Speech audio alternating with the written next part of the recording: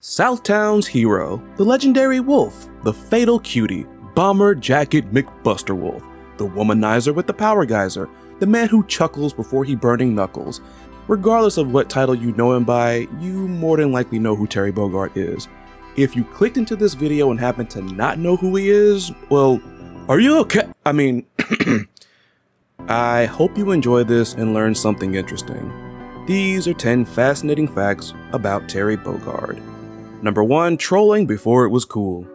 In the age of the internet, everyone has more than likely come across some form of trolling. Well, the face of Fatal Fury beat much of the population to the punch as he was doing it before many people.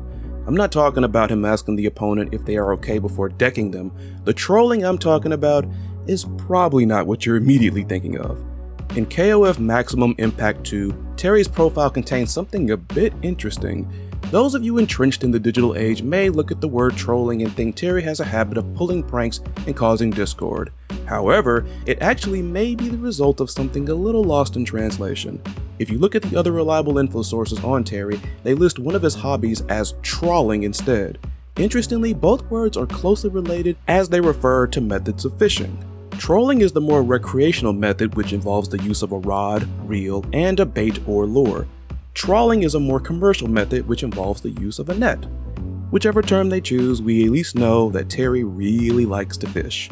Number 2, the first time we saw gender-bent Terry. An off-sided fact, but one that is still interesting. These days, we have visual artists and even mobile apps producing gender-swap versions of various beings. Back in the day, however, all you needed to do was get attacked by a pointy-haired vampire super. I'm pretty confident you know who, what super, and which game I'm talking about. Should Terry Bogard be on the receiving end of Dimitri's Midnight Bliss in SVC Chaos, we get a glimpse of a character that little did we know would reappear as a playable character 15 years later. With Terry still being one of SNK's most popular characters, SNK sought to involve him in SNK Heroines Tag Team Frenzy in some form or capacity. Redesigning him as a woman wasn't off the table, and they ultimately ran with that. Number 3, something that almost remained with Terry even as a fatal cutie. So, you decide to create a Rule 63 version of one of your most popular characters. What all do you change, and how much?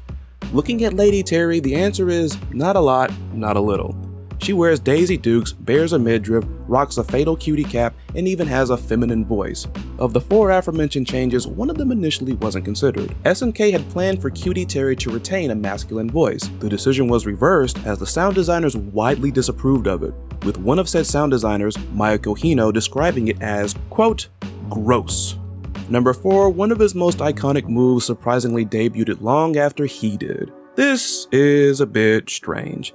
The most iconic fighting game characters usually have their equally iconic moves from the jump. Ryu always had the 3 special shoulder moves of Doom, Scorpion always had the spear, and Shang Tsung always had the ability to shapeshift until Deadly Alliance. Terry has quite a few signature moves. Power Wave, Burn Knuckle, Power Geyser all have been in Terry's arsenal since his debut. The Power Dunk is another fan favorite that debuted 4 years later. Finally, of course, the nicest yet most brutal punch to the face in all of fighting games, the Buster Wolf. This move is arguably his most popular, seeing it's been memed into oblivion.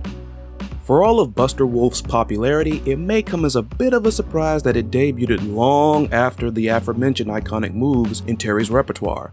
This move debuted in the much beloved Garou Mark of the Wolves in 1999, 8 years after Terry's debut. Of course, Terry continued to appear in fighting games afterward, from being a KOF mainstay to making guest appearances in games like EX Slayer and Smash Ultimate. The legendary Wolf went all around, checking his opponent's well-being before ensuring they were indeed not okay. Number 5, Buster Wolf's original name. Are you okay? God, guy's a twin! Yeah, that doesn't punch nearly as hard as Buster Wolf, and thank God they settled on that. Number 6, he was a mascot for a baseball team. While he looks like a guy who could hit back-to-back home runs, Terry's forte in sports is actually basketball. Thankfully, his love for basketball was cleverly integrated into his moves' namesakes rather than being saddled with Lucky's repertoire. I don't even want to imagine Terry summoning basketballs from the sky at will. Despite all of that, someone possibly took one look at Terry, thought of him as a baseball player, and thus was made a mascot for a baseball team. Look at him. It looks like he's internally wishing he'd have been a guest character in NBA Jam instead. I kid. It's an awesome picture regardless.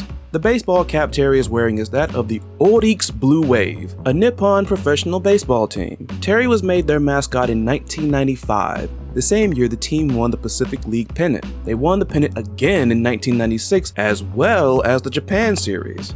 Following the 2004 NBP realignment, the Orix Blue Wave merged with the Kintetsu Buffaloes. They are currently known as the Orix Buffaloes. Number 7, preceded by his pet. Terry Bogard and Sonic the Hedgehog both share the reputation of being the most popular mascots of their respective companies, despite not being the inaugural mascots. Sonic was preceded by a kid with monkey-like features named Alex Kidd. Terry Bogard was preceded by an actual monkey. This same monkey just so happens to be Uki, Terry's pet. Uki ran away around the time of Garu, but Terry could find him in Days of Memories.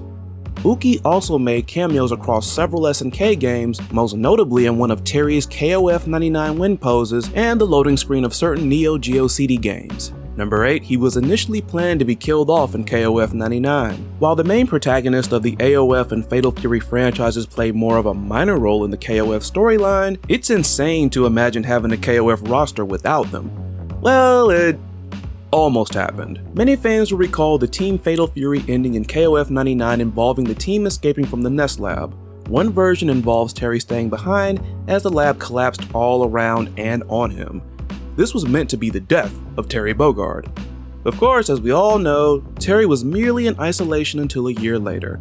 During that time, he was tracking down Nestmen who were gunning for Blue Mary. It turns out SNK went with this storyline due to head management not liking the idea of excluding one of the franchise's most popular characters. Had they gone through with the initial plan, I wonder what Terry's version of No Mai No Bai would be. Number 9, rejected sketches. These always fascinate me.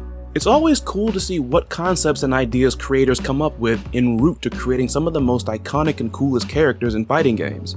Very rarely does anyone hit a grand slam at their first at-bat. That bit of baseball trivia must be getting to me. Surprisingly, some early Terry sketches aren't drastically different from what we know of him now. Still, there are some small details that are pretty interesting. In these concept sketches, Terry has what looks like a tattoo of a bull, cowboy boots instead of tennis shoes, and a pendant that he, quote, received from a girl. The identity of the girl has never been made public. Number 10, Kelly. Or maybe she was. So this is kind of a tall tale, but it's still worth noting. The story goes that the girl that Terry got the pendant from was someone he had rescued from a burning car. This girl apparently resembled what looked like a very young Blue Mary. Yup, that right there was all made up. For the uninformed, Shadow Heart's Covenant is a turn-based RPG for the PS2. One of the main characters is a white wolf named Blanca who has side quests in which he duels with other wolves to earn power-ups for his manifestation abilities. One of the wolves he may encounter wears a red and white cap as a tip of the hat to Terry Bogard. That wolf's name is Kelly. Aside from also having a unisex name, Kelly parodies several Terry quotes, and on top of all of that, Blanca's side quests are called wolf bouts. Real cute and genius. And that's it. Know any other cool and interesting facts about Terry Bogard? Let me know in the comments, and don't forget to like, share, and subscribe for more videos in the future. Also, don't forget to peep the pinned comment below to vote on the next character we cover in this series about fascinating facts about KOF characters. And one more thing before I go, special shoutouts to my subscribers. Thank you all for the 500 subs. Thank you, thank you, thank you, thank you. I can't thank you enough even after repeating it as many times as I did. I highly appreciate y'all's continued support. I'm glad y'all have been enjoying the content. Once again, can't thank y'all enough. With that being said, this is Chris Lotus, and I'll catch you all in the next one. Take care, be safe out there, see ya.